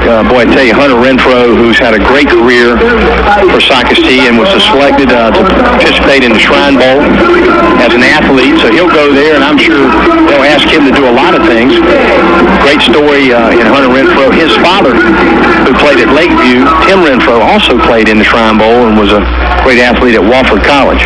I literally was just going to ask you your opinion on Renfro. I have not seen him, but you did last week, and of course, I just hear fantastic things about him and that Socastee team. Well, I've watched Hunter since he was a little kid. They actually live here in Myrtle Beach, and his mom's from Myrtle Beach, and he's grown up playing in the rec leagues, and he's a very crafty football player. He's a coach on the field. He's fast. He's quick. Here's a kickoff by Myrtle Beach, taken in the backfield by Evan Boyd. Boyd tried to bring it out, but didn't get away with it. He had 1 foot back there, and the officials call him on it, so out to the 20 they come. Renfro's going to play somewhere, right? Yeah, well, he's been offered by Appalachian State, Presbyterian College, Coastal Carolina, Wofford, Liberty. He also is a baseball player, and he's all of those opportunities to play at those schools as well. Clemson has offered him as a preferred walk-on to come be like a slot receiver, return specialist. So he's a mid-major, lower Division I quarterback, and maybe a higher level athlete. St. James has it, and they give us to be the first man out of the backfield. That is Alan Crum. Crum gets about 2 yards. It'll bring up a 2nd and 8 for St. James. 6:45 to play until halftime. We'll go into the Royal Cleaners halftime show here from Doug Shaw Stadium. Check all the stats. Get ready for the second half. Wayne will depart. He'll go down to the sidelines on senior night, walk out on the field with his daughter. Yeah, I'm going to try to see if I can text my wife here to see if I get a pass, but I don't think so, and I wouldn't take the pass if I could. It's better take an umbrella. Yeah, but there's plenty of umbrellas down there. 2nd and 8. St. James from their 19-yard line. They stack double tight ends, keep everybody in the backfield. One man on the short side, quarterback keeper by the quarterback Josh Roper. Roper has rushed for 7 touchdowns this season. Not much on that. Maybe a pickup of a yard, and it will bring up a 3rd down. Well, right now, the Seahawks are playing what we described in the pregame discussion was just play responsible football. You've got to stay home. A lot of deception and trickery in the backfield. A lot of movement by the quarterback in misdirection. Seahawks modifying that traditional 4-3 into a 5-3. They, of course, are going to force St. James into throwing the ball, which is something Coach Fisher's going to have to start thinking about here, down 20-0 with 5:30 to go in the second quarter in the first half. But, you're at your own 20-yard line. Do you want to risk the opportunity of a turnover because of the challenges that you're having offensively and give Myrtle Beach even better field position? On a third down play, it's a quarterback keeper by Roper. Roper up across the 25 to the 27-yard line. He'll be close to a first down. Not sure if he made it. Go to GrandStrandRestaurants.com. The restaurant of the month is also one of the newest along the Grand Strand. Simply Southern Smokehouse opened its doors on June 27th and has been showcasing its barbecue and other Southern classics ever since. Customers are loving the fried chicken and the collard greens. Go and find out for yourself. Located at 1913 Mr. Joe White Avenue right here in Myrtle Beach, South Carolina. Right under 5 minutes to play until halftime. Here's a punt. Fourth punt of the evening by St. James. Kelton Green back. He's going to pick it up, drop it, pick it up again, and be dropped immediately. Great open field tackle back there by St. James's Tristan Hickey, Wayne. Well, you could see Kelton's frustration on the last three punts where he didn't have an opportunity to return it. There he did. But again, as the ball's bouncing into him, not only is it bouncing, it's wet. He drops it. That allows St. James to get good coverage and nowhere to go. But the Seahawks again with the ball in their own 35, 34-yard line, good field position. Drayton Arnold's the quarterback. In the backfield with him is Brandon Sinclair. Sinclair already with a touchdown here in the first quarter. He is getting close to rushing for 1,300 yards this season. No doubt he'll go over that mark with 2 games yet to play. From the shotgun, Drayton looking, screen pass complete out on the left flat to Greg Gapon, the tight end. Good protection there. I like what Drayton Arnold was able to do, was just stay in the pocket, and he looks through several progressions, and he sees his tight end, Graham Vaughn, in a little safety crossing pattern. When I say safety, he's a short receiver. He's a safety valve. Vaughn has caught 4 touchdowns this season. Last week he had a couple of receptions for 23 yards. Second down play. Myrtle Beach has it. Give to Sinclair around the left side, 35, trying to get up to the 40. Won't make it. He's pushed out of bounds right in front of his own bench. And that's going to bring up a third down play. 4 minutes to go here in the second quarter. Myrtle Beach leading St. James 20-0. Now, St. James with that wing T offense, Wayne, doesn't play into their hands to fall behind because it doesn't play into passing. And that's the challenging when you play in a ground attack offense, whether it's the wing T or a wishbone. Your offense is predicated on controlling the ball, running, dominating the time of possession, not something that St. James has been able to do. And you don't really throw the ball that much, and so you don't work on it. And it's tough being down 20-0. On a third down play, Myrtle Beach's Drayton Arnold trying to get around the right side, in trouble in the backfield. He's going to be sacked way back there at his own 25-yard line. And so now St. James is going to probably get the ball in pretty good field position, assuming the punt is away cleanly. I think it's going to bring up a fourth down. It will bring up a fourth. That was a third down. Speed option to the right. St. James does a good job of stretching it out. In fact, they get penetration while stretching it out, but it appears to be a penalty. They just forced Drayton Arnold into the backfield, and they're able to tackle him for a loss, but it appears to be that there's going to be a penalty against St. James. Not sure what the call is. Coach Fisher's on the field, and it's going to be an unsportsmanlike conduct, face mask. And so that will keep the ball in Myrtle Beach's hand. They walk it up to the Myrtle Beach 42-yard line. And that'll be 3rd and 4. And you're right, we'll bring up a 3rd and 4 from the Myrtle Beach 42-yard line on the right hash mark.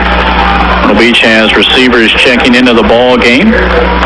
Wholesale substitution. One of the men going in from Myrtle Beach, that's Chase Brill. He'll be a tight end. And Chase Brill, just one, a freshman, one of 2 freshmen that are starting for the Seahawks, predominantly on defense. Chase Brill and Keontae Sessions, but in this heavy package, he comes in as tight end as a blocker. Double tight ends, no wide receivers.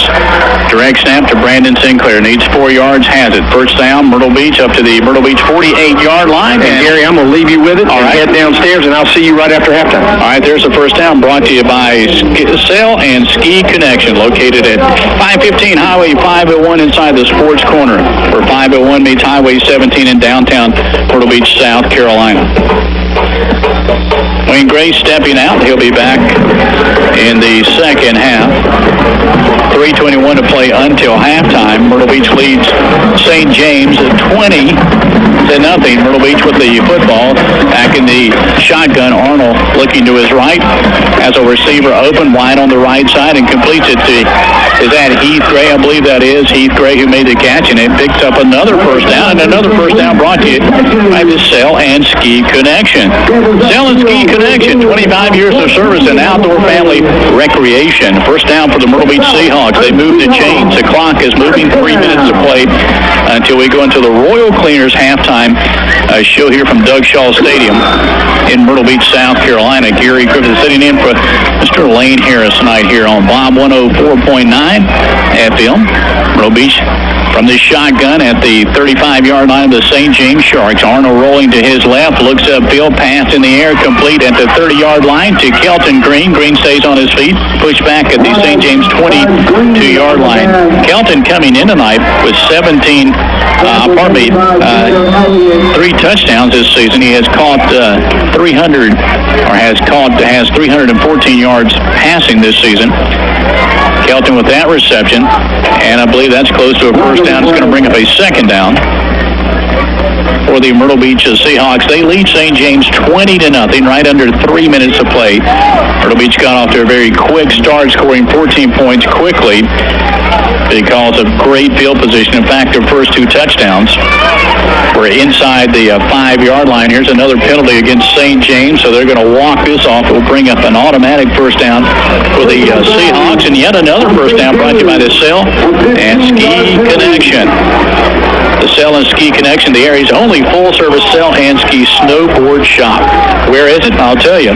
It's inside the Sports Corner, there where Highway 501 meets Highway 17, downtown Myrtle Beach, South Carolina. First and 10 for the Myrtle Beach Seahawks at the St. James. They find it on the left hash mark and put it down now at the 13-yard line.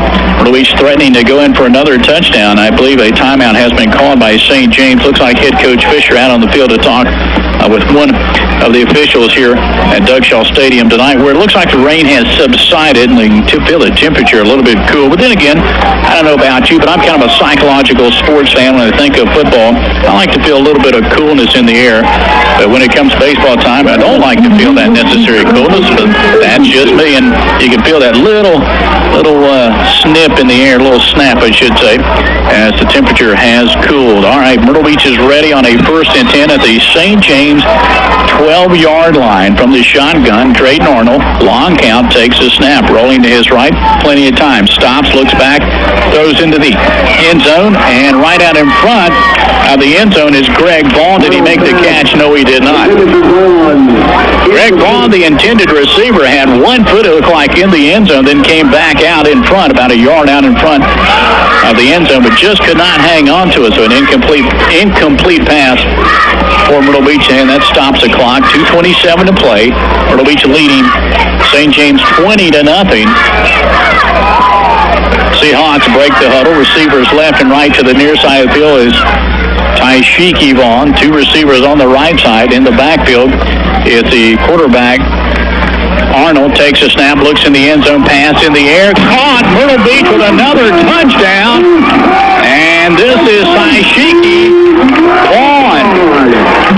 And that makes it 26-0. Myrtle Beach here with 2:21 to play until halftime.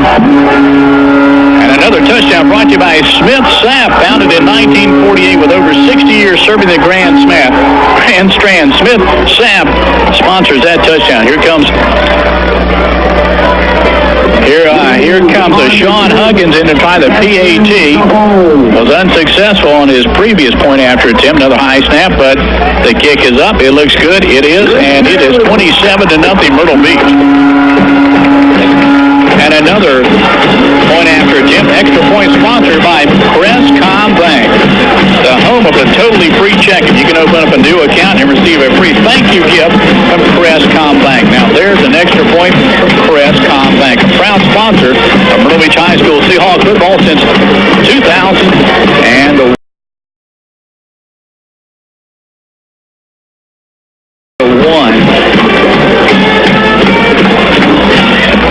In a few minutes, we'll head into the Royal Cleaners halftime show. We'll check the stats brought to you by Scoops, like the Arnold chiropractic adjustment of the game. And then in the second half, Mr. Wayne Gray will make his way back up to the press box, and we'll carry on.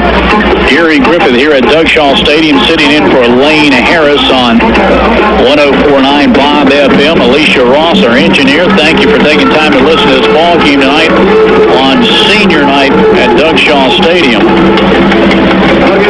Huggins ready to kick away back deep is Tyrell Dukes along with Evan Boyd for the St. James Sharks. The Sharks really have not had much in way of field position. Here's the kick, and it's going to be a touchback. Out to the 20 will come to Sharks for yet another attempt to generate some offense. Their quarterback, St. James, that is Josh Roper. Roper is a senior coming in tonight. Had passed for 7 touchdowns and had rushed for 4. And as Wayne pointed out a moment ago, you run this wing T offense. It may not be conducive to playing catch-up football, and it doesn't necessarily allow for a lot of passing. And right now, St. James really doesn't have much of an option, no pun intended. They're going to have to think about passing the football. Connor Yates has checked in, and he comes to the wide side of the field for the St. James Sharks. High back running formation. Roper takes it, 3-step drop, flushed out, rolling to his left, stumbles, loses the football, and is able to fall on it. A fumble by Roper, but he was able to get his own fumble back. And if not, St. James would have turned it over. Myrtle Beach would have had it inside the 5-yard line. They're going to mark it, in fact, at the St. James 4 on the left hash mark, right at 2 minutes to play until halftime. So we go into the Royal Cleaners halftime show here from Doug Shaw Stadium. 27-0. Myrtle Beach with the lead here on senior night. Now a timeout taken on the field, but I'll keep it right here. Myrtle Beach next week, they'll have homecoming, or will be homecoming here at Doug Shaw Stadium. And Georgetown will travel up 17. Great rivalry there between Myrtle Beach and the Georgetown Bulldogs. And then in 2 weeks, Myrtle Beach ends their season against North Myrtle Beach. That game will be against the Chiefs up in North Myrtle Beach. North Myrtle Beach has had quite a turnaround. They're playing very good football. A lot of schools in this county are playing very good football, like North Myrtle Beach and like Sockasty. Sockasty is a great quarterback, a young man, Mr. Renfro, who Wayne was talking about just a moment ago. All right, the timeout is over. 2:09 to play here in the second quarter. St. James has the football, but they trailed 27-0. St. James backed up. They're going to have to be very, very careful to elude a safety. They're at their own 4-yard line on a second and long, a second and about 25 yards to go. Roper's going to keep it, put his head down, go right up the middle, just trying to get some breathing room, and he won't get much, maybe a yard.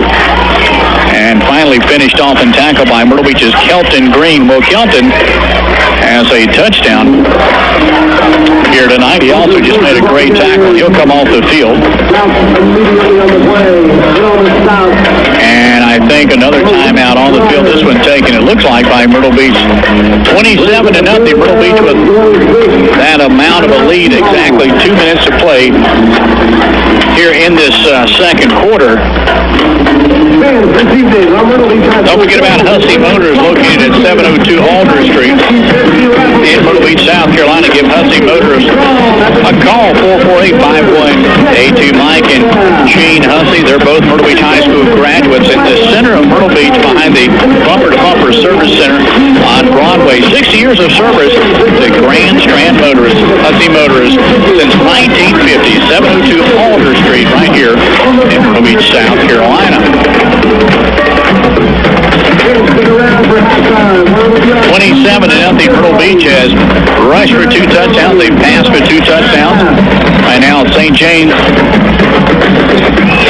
Sharks have the football on a 3rd and long at their 4-yard line. And if they don't get some room out of this, they're going to have to punt from their own end zone. A long count by the quarterback, Josh Roper. In fact, now there's a flag on the field. Roper trying to draw Myrtle Beach off sides, but to no avail. And these last 2 minutes are going to take a lot longer.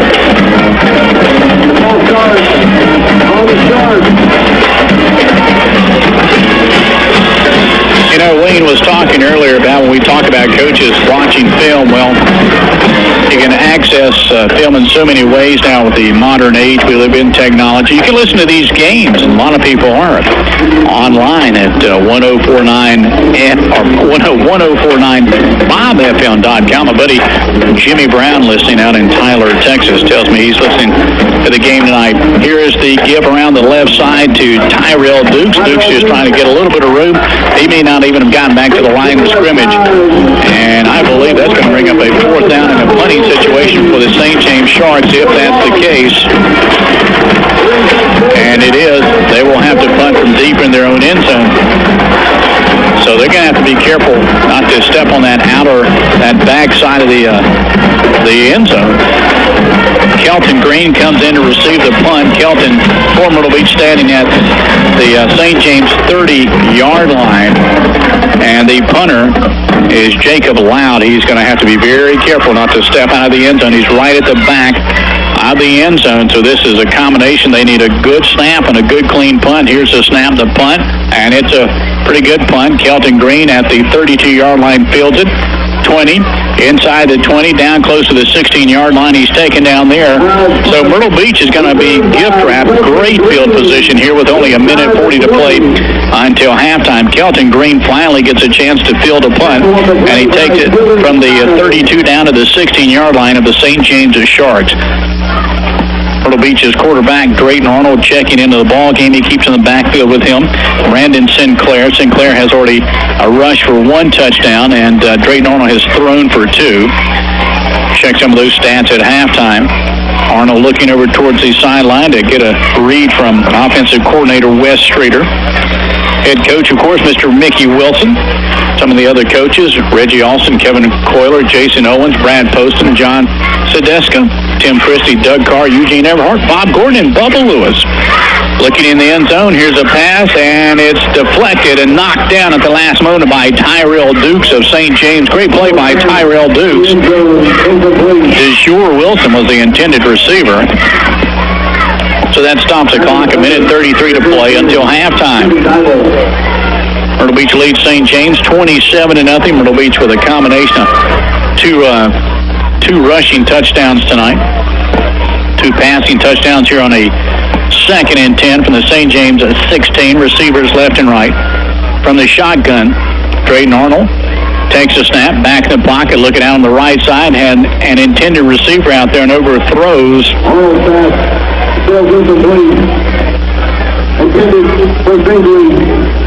And he was looking out there on the right side for C.J. Finkley. That'll bring up a 3rd and still 10 yards to go from the St. James 16-yard line on the right hash mark. Arnold checking his wristband. You know, they keep those plays on the wristband. I was wondering how many plays can they put on those little wristbands. Arnold from the shotgun takes it, drops back, looking left, pumps once, now gets the ball in the out pattern. And Drayton Arnold was looking deep in the end zone. One-on-one coverage, by the way, by St. James. That's going to bring up I believe a 4th down. It is a 4th and 10. Myrtle Beach leads 27-0, and with only a minute 22 to play until halftime, Myrtle Beach is going to go for the first down here on a 4th and 10 at the St. James 16. Arnold back at Doug Shaw Stadium in Myrtle Beach, South Carolina. Gary Quick alongside Wayne Gray.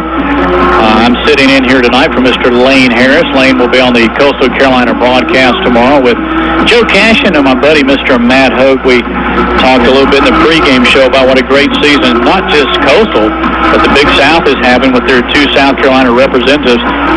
Coastal ranked 4th in the country, and Charleston Southern, I believe, 24th. Charleston Southern, Jamie Chadwell, who is their new head coach, coached at North Greenville a few years ago, went down to Valdosta, came back this year, and the high school coaches that I know in South Carolina have a lot of respect for him, and they really believe he's going to do a great job. He's already shown it this year. All right, second half about to get underway, and this young lady is going to kick the ball away. Her name is Nicole Myers. She's the kicker for the St. James Sharks. Haven't called her name for the obvious reason. They haven't had a reason to kick the ball. Well, wouldn't you know it, right on cue, here comes the rain. Yeah, as soon as we get on the ball field, we're playing. As you said, tough for St. James when Before down 34-0, they got to kick off to Myrtle Beach. I'm sorry. Before Miss Myers kicks it off, let me remind you about Dirty Don's Oyster Bar and Grill. 3 locations, 21st Avenue North, oceanfront on the boardwalk, and at Barefoot Resort.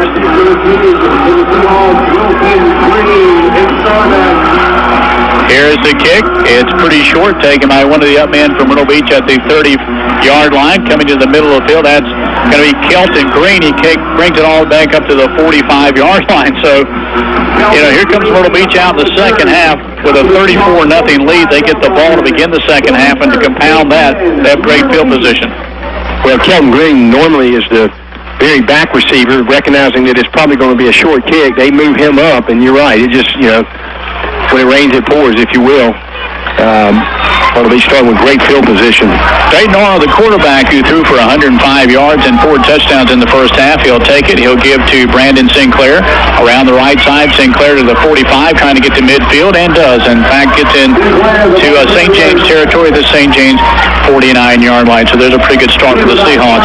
We call that a power sweep out of the spread formation. Brandon Sinclair is all set to flank to the left or sometimes to the right of the quarterback. They pull the opposite side guard, and a good pickup of 5 yards there for Brandon Sinclair.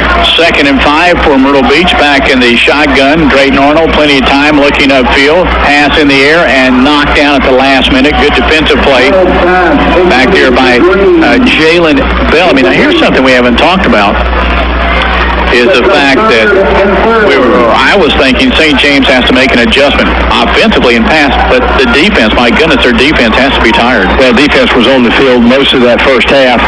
There was a pass a little unthrown by Drayton Arnold. So a 3rd and 5 for Myrtle Beach at the St. James 49-yard line from the shotgun. Arnold, long count, takes it, gives to Sinclair. Sinclair goes right, cuts back left, doesn't even get back to the line of scrimmage. So we're going to bring up a 4th down, and Myrtle Beach will punt. Well, Seahawks Coach Wilson already starting to make some substitutions in his receiving corps, letting some of the younger players get in. And we said 34-0 as we start the second half. Again, I think the spread is, if it's a 35-0 spread, and if both coaches agree. Here's a punt by Myrtle Beach. Back is Evan Boyd. He'll let it take a bounce, and it's going to be downed or not. Myrtle Beach can't get to it, or do they? Well, I believe they do. The ref looks like he's going to call it down to the 1-yard line. Great hustle there by, I believe that's number 12, Calvin Vereen. And Arlie Barr, who punts that, he gets a great Myrtle Beach roll. It looks like it's going in the end zone. But, again, St. James, you can't get a break. That's exactly what I was thinking. They hold the Seahawks here on 3 downs and punt, and then they're starting on their own 1-yard line. Yeah, that's exactly the phrase I was thinking about. They're down 34-0, and now the St. James Sharks have to start at their 1-yard line. They had a negative 5 yards of offense in the first half. How do you do that? Very difficult. I want you to tell us about that clock at that 35-point spread in a minute. Here is a keeper by Roper, Josh Roper, the senior quarterback for St. James. Now, explain that rule. Well, if there's enough spread, and I think 35 in South Carolina high school football, and if both coaches agree in the second half, it's just a running clock. Now, once you reduce that spread to less than 35 points, it'll go back to a normal clock where you may stop it after each play, and in this case, it's just a running clock. So you just keep running it regardless whether the ball goes out of bounds, or after a tackle is made, or after an incomplete pass, or after a first down. Well, right now it's a 34-point spread, so Myrtle Beach scores in any other way, safety, field goal, touchdown, whatever, then obviously they'll be over 35 points. St. James backed up, in fact, almost backed up to their own high school. They can't get much deeper, and I think they've got a man in motion, a flag on the play. This, I think, is going to go against St. James. It is going to be offsides. St. James sends a player in motion, and their right tackle just decides to. It is legal procedure, and you can't move the ball back any further. It looks like the nose is right on the goal line, and the game started off not with a safety, but almost with a safety, and Myrtle Beach getting the ball right at the 1-yard line. So the third quarter starting out much like the first quarter when St. James has his first possession. All right, St. James breaks a huddle. The ball barely out of their own end zone. The give is to Crum, And I believe that is going to be a safety. Is that going to be a safety? Well, he didn't get it. It's got to be. He didn't get across the line of scrimmage. Yep, it is a safety. No. They call it down at the... Well, they may be cutting them a break. TNT Autos, serving the grandstand for 61 years. They have over 200 vehicles in stock. TNT Auto Sales open Monday through Friday, 7 a.m. to 7 p.m. Saturday, 10 to 4 p.m. So if you're looking for a car tomorrow, that would be Saturday, of course. By TNT Auto Sales. All right, third down for St. James. How that was not a safety, I don't know, but St. James, what would you mark this at, Wayne? To 1 inch? That nose is on the goal line. I mean, Roper is 5 yards deep in the end zone, and it looks like there's going to be a safety. Yeah, Roper gives to a man in motion coming from left to right. That's William Gallagher, and this time I don't think it's any doubt. Gallagher dropped in the end zone. That's a safety for Myrtle Beach, and they tack on 2 more, and now it's a 36-0 lead by Myrtle Beach, and that rule that Wayne articulated could be implemented. It can be. I think the spread is 35. I'm not exactly sure about that. I know the spread is somewhere. I think it has been 35. We'll see, and both coaches have to agree to do that. What would, if you're down, in this case, 36 points, and you're the coach who's down, why would you not agree? Well, I know that Coach Mickey Wilson will agree. And most of the time, it's going to be the coach that's down who's recognizing that this is just too far for us to be able to come back. Let's have a running clock. I know that there are coaches in this state who have been on the winning side of that and who did not agree because they wanted to continue to run the score up as an effort to either score, break a record of number of points scored, and that's not very good sportsmanship. Well, I think you articulated running the score up would be the appropriate way to put it. A Bourbon Street, located at 5307 North Kings Highway in the Pine Lake Center. That's the locals' favorite. It's always locals' night at Bourbon Street. Here is the kick, and Myrtle Beach is going to let a jackknife out of bounds over at their 40-yard line. The rain has made a reappearance here at Doug Shaw Stadium. 36-0, Myrtle Beach with the lead. Well, the clock has stopped, so I'm not sure if that's the appropriate spread or if it goes out of bounds, it still stops. But as you said, the rain is just coming down a little stronger and a little harder. Now, tomorrow is Saturday, of course. Usually, Lane Harris drops by Enoch's Barbershop at the corner of 21st Avenue and Kings Highway, and he talks over the previous night's ball game. Well, don't go down there tomorrow, at least not to see Lane, but you can stop by and see Enoch, get a haircut. Lane will be back next Saturday, and he will discuss the previous night's game against Georgetown. So check Lane next Saturday at Enoch's Barbershop, located at the corner of 21st Avenue North and Kings Highway. 10:13 to play in the third quarter. It is 36-0, Myrtle Beach. For some reason, we've got a timeout on the field, an official timeout on the field. There's a discussion between Coach Wilson and one of the receivers, and as that happens, Drayton Arnold comes to the sidelines to wipe his hands. Yep, there's something going on. Looks like the official is going to go from the Myrtle Beach side of the field over to talk with Coach Fisher. And that may be the discussion between the two coaches about the running clock.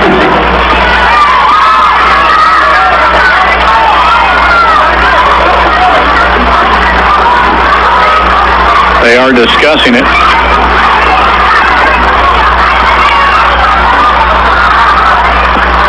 And here we go. Myrtle Beach. Arnold from the shotgun, and the give is to Sinclair. Sinclair back to the line of scrimmage, may have picked up a yard. Brandon Sinclair coming into the game tonight having rushed for 1,264 yards.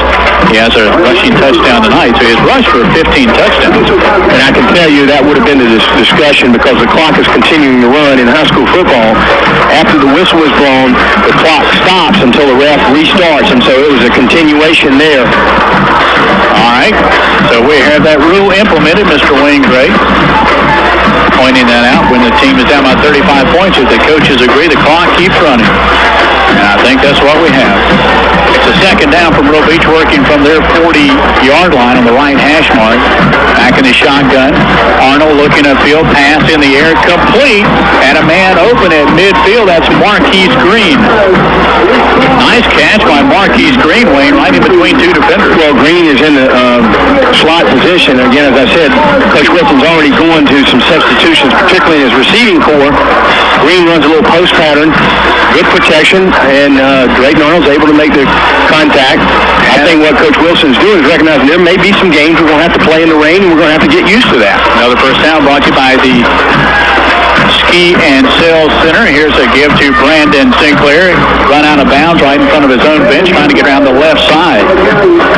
And the rain, of course, now coming down pretty steadily. It looked like it had left at half. Right when you went down to the field, it stopped. Yeah, right when I was down on the field, it stopped raining, so it wasn't too bad down there. 36-0 Myrtle Beach with the lead over the St. James Sharks. Now the runner went out of bounds, so that stopped. That does stop the clock when the ball goes out of bounds. Myrtle Beach has it. They send receivers left and right. They keep a lone man in the backfield. That's Sinclair with the quarterback, Drayton Arnold. Drayton from the shotgun, give to Sinclair. Hit right at the line of scrimmage. Needed a couple of yards, won't make it, and it's going to bring up I believe a fourth down. I'll tell you what, though, as I've observed, this defensive line for St. James has been one bright spot for Coach Fisher. Not a lot of rushing yards for Brandon Sinclair. Check it, third down, and looks like about 12 yards to go for a Myrtle Beach first down. Checking into the ball game for the Seahawks is C.J. Finkley. He'll be a receiver on the open side of the field. Taishiki Vaughn comes to the near side. Drayton Arnold, as he has throughout the evening, works from the shotgun. St. James looks like they're showing blitz, long count. Arnold waiting. Here's the snap. Arnold back in the pocket. Two-step drop. Pass upfield looking for Vaughn. Taishiki Vaughn complete. And Vaughn knocked out of bounds out to St. James. Honestly, St. James' defensive objective is to pack in the box, get great run support against Brandon Sinclair, but he was able to get a little bit of room past the line of scrimmage, and he picks up a 47-yard run. Third and 15 for the Seahawks at the St. James 38-yard line. Arnold back in the pocket, looking upfield, pass in the air, tipped and intercepted by St. James. The intended receiver was the tight end, Vaughn. He had the ball lane, tipped it, and it's recovered by St. James. Coming down with it, Stephen Dybel. Graham Vaughn, the tight end, is an underneath receiver, just a little curl pattern. A little hard throw from Brandon Sinclair, but it hits him in his hands. He's got to be able to make that catch, but the old tip drill, he doesn't make the catch, and the defender for St. James is there for the interception. So a turnover, and Myrtle Beach will send their defense out. Here comes St. James with 6 minutes and 10 seconds to play in the ball game. St. James trailing 36-14. Although the Sharks, they have scored twice here in the second half. Bad snap, handoff to Devane Hunter. 2 yards on the pickup will bring up a 2nd and 8. Seahawks back with their entire starting lineup on defense. And again, if you're Coach Wilson, you go into halftime up 34-0. That first series, you hold St. James for safety, but you virtually do nothing the rest of the third and fourth quarter. And while you're not trying to run the score up, not the kind of execution that you want to have in the second half. St. James is going to send one receiver to the open side of the field. Snap to Roper, give to Alan Crum. Crum off the left side, picks up a yard. Tackle made there by Calvin Vereen. Tell me about Calvin. Calvin Vereen, linebacker senior, did not start the year starting in the linebacker position, but has really come on strong, and we've seen him play all three of the linebacker positions, the two outside and the middle. Marcus Chestnut was hurt one game, and really relied on him as an anchor in that defensive. In the 4-3 defense, your three best tacklers are going to be your linebackers. Your number one tackler should normally be your middle linebacker. Third and but still about 15 for St. James. They have the ball at their 38-yard line. Myrtle Beach brings everybody up into the box, and somebody jumped offside. Appears to be some movement on the left side of the line by St. James, and as soon as he did it, he put his head down, so he knew that he was the guilty party. St. James with a penalty that will back them up. It will remain third down. False start on St. James. It'll bring up a third and close to 20. So they'll walk this ball off. Clock stop, 4:44 to play in the ball game. After the game, on the Snack Shack postgame show, we'll check the Nathan's Famous Hot Dogs final stats. We'll also hear from brought to you by Nichols at 33rd Avenue. The Ramon Sessions player of the game. Looked like somebody jumped off again. They did. And again, I think it's going to be on St. James. Yep.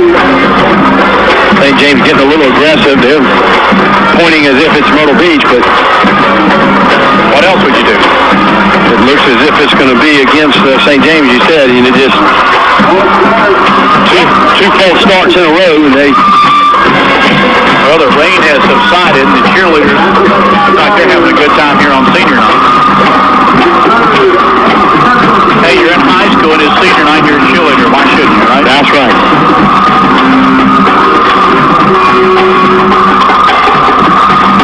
Let's see now. It's a third down and about a half a mile for St. James.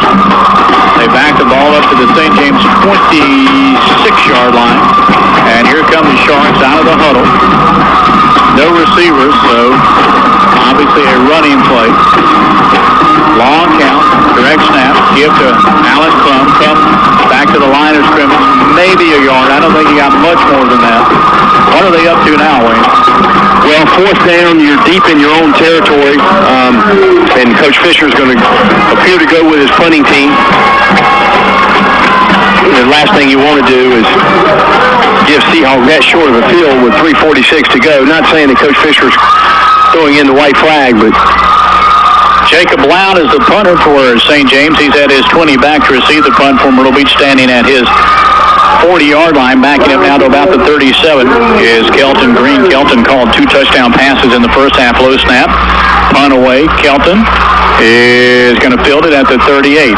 Stutter step, 40, 45, trying to get to midfield. Won't run out of bounds at the 49-yard line. So with 3:13 to play in this ball game, it's a 36-14 lead by Myrtle Beach here, Wayne. And here I think what the Seahawks will do is probably go to their Rhino package where they just run the clock out.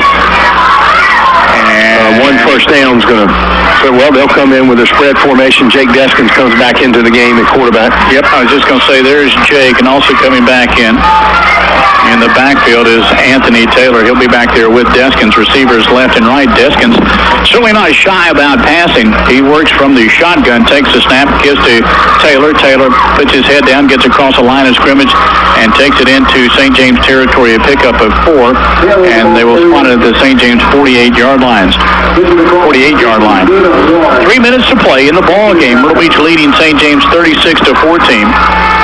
Do you expect Deskins to pass? I wouldn't be surprised if you see a screen or a little underneath what we call bubble screen. Receivers left and right. The one thing about passing, that's going to stop the clock. I know Coach Wilson's going to want to continue to run the clock as much as he can. The handoff is to Taylor, and a good tackle in the backfield by St. James. That's going to be Hunter Cook who made that stop. Good open field tackle by Hunter Cook. That backs Myrtle Beach up now back into their territory. And brings up a 3rd and long at the Myrtle Beach 46-yard line. So it'll be interesting to see whether we pass it on 3rd and long, or maybe a screen or a traditional draw play. The last thing you want to do is be in a position where you turn the ball over and give them an opportunity for a pick 6. From the shotgun on a 3rd and long, here's the count by Jake Deskins. Waiting, still a long count. Now he takes a snap. Again, the handoff to Anthony Taylor. Taylor just trying to eat up the clock, it looks like to me, Wayne. Yeah, absolutely. And Seahawks, Coach Wilson's going to continue to let the clock run, and he'll run his punt team on. Might even go for it here on 4th down and just I think he'll let the clock run down, and we're coming 1:30 to go. Yep, minute and a half to play. Myrtle Beach is going to win this ball game. They lead 36-14. But St. James did an admirable job scoring 14 points in the second half, and actually had that first and 10 goal to go. Yeah, we're driving, and then high snap fumble, and the Seahawks were able to recover. Here's a punt by Arlie Barr. Arlie from his 32-yard line had kind of a bad snap, but gets the punt away. Fielded at the 25 by Tyrell Dukes. Dukes tackled at the 31-yard line. So less than a minute to play, Wayne, and St. James has it at their 31-yard line. What's the best they can hope for? Well, I'm not sure you'll see them run anything where they try to throw a play-action pass and go long. They may just run the clock out. I mean, it's 59 seconds. The clock is stopped down 36-14. It's unlikely, obviously, that a score will give them any greater advantage.